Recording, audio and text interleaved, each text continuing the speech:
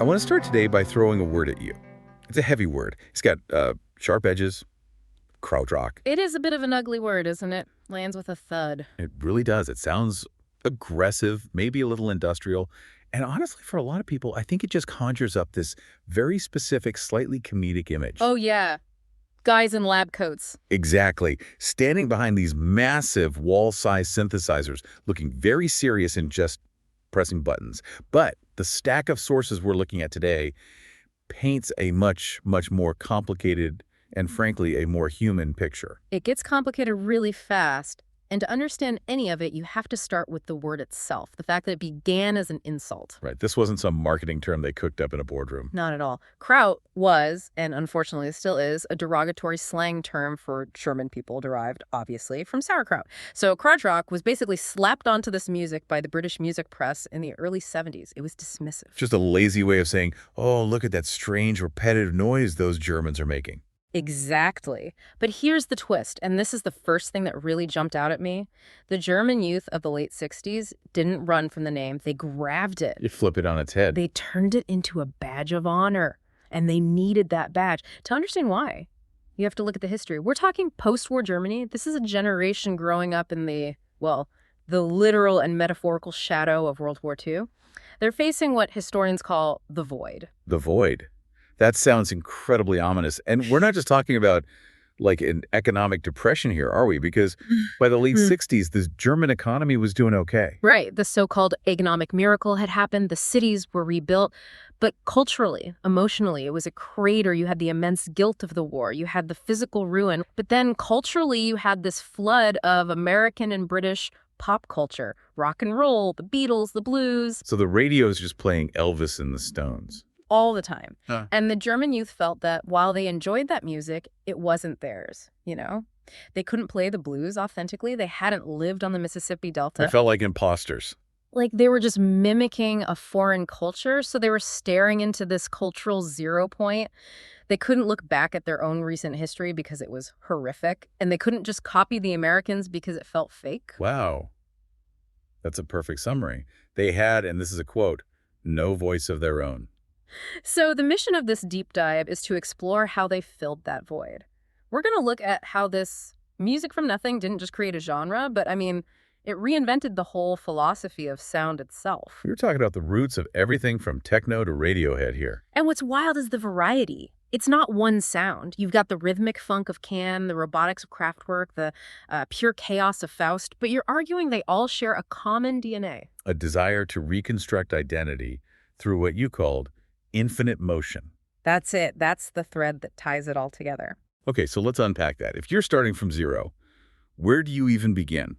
If you throw out the verse-chorus-verse structure of the Beatles, what's left? Well, you look at the intellectual climate. It's 1968. Student movements are sweeping through Berlin, Paris.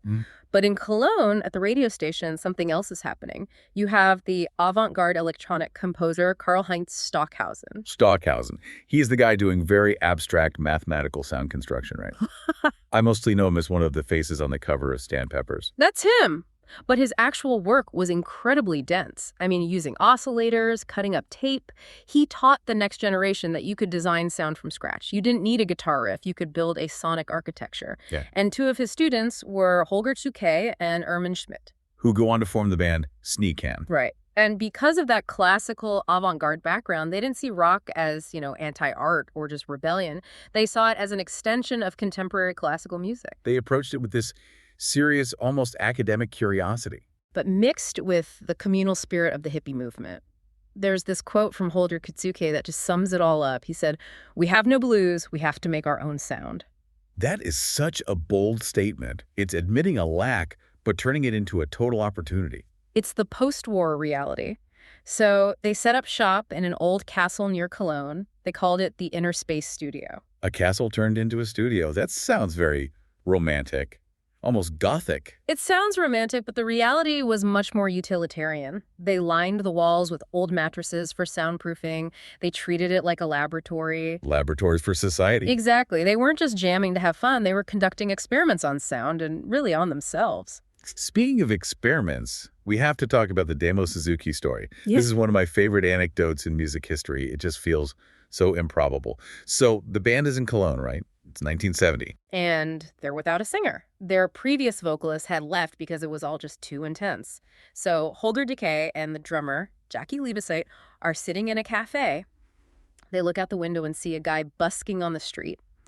A Japanese hippie named Demo Suzuki. Just screaming at the sun on the street corner. Basically, he was creating a spectacle. Holger Decay walks out to him and just asks, "Hey, do you want to join our band?"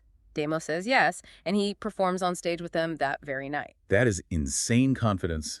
No rehearsals. None. But the chemistry was instant because Can wasn't about rehearsed songs. It was about spontaneous composition.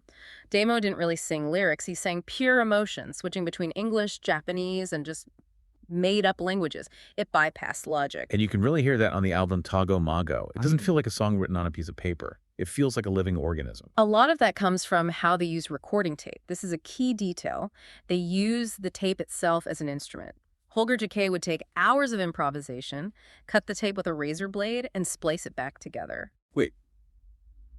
So, they were basically sampling themselves before sampling technology even existed. Like cutting and pasting with physical tape. In a way, yes. A total precursor to hip-hop production. He'd take the best groove from minute 45 and just loop it. But the heartbeat of it all was the drummer, Jackie Liebeseit. He played with the precision of a metronome, but with this incredible human feel. He had that philosophy, right? Rhythm dominates time. But improvisation is free from time. He was trying to create a trance state. Can's sound was a listening journey. It swam between order and chaos. So Can is exploring this inner space. But meanwhile, there's a split happening in another band that's going to give us two very different directions for this new German sound. Yes, we have to move to Krautrock. Most people know them as the Robots, but in the early days, Klaus Dinger and Michael Rother were members. It was a much more organic sound. But they left to form their own group, NEU. And this is where we get the motoric beat. I see this term thrown around in music reviews constantly. It's essential. The motoric beat is, well, it's an Apache beat. Imagine a drum beat that sounds like a conveyor belt that never stops.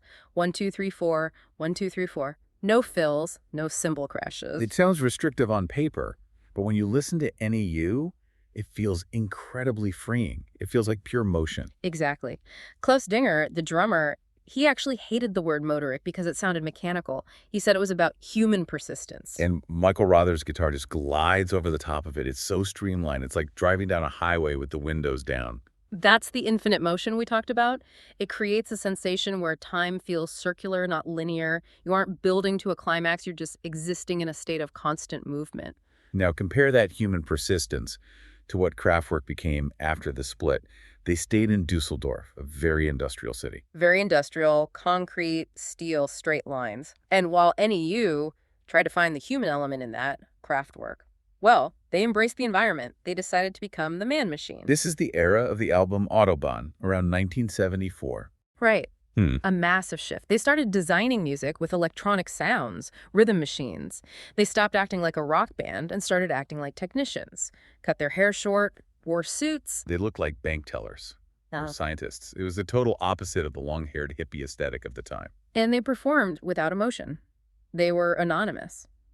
Now, there's a deep psychological reason for that, going back to that void. The consensus is that Kraftwerk was denying the painful past the war, the guilt by finding salvation entirely in the future. So by becoming robots, they could bypass the messiness of being German in the post-war era. If you're a machine, you don't have a nationality. Exactly. Florian Schneider said, "We are machines made by human hands, and music is the reflection." It was a new subjectivity. And ironically, that cold, robotic funk became the blueprint for Detroit techno, hip-hop, and house music. That is the irony of ironies. The sound of Detroit, so soulful and groovy, comes from these guys in Düsseldorf trying to erase their own emotions. It just shows how universal that future-focused sound really was, a blank canvas anyone could project onto. So we have the rhythmic flow of Can, the forward motion of NEU, the robotics of Kraftwerk. But then you have a group of bands that didn't want order at all. They just wanted to blow everything up. Let's talk about Faust. Faust, the Destroyers.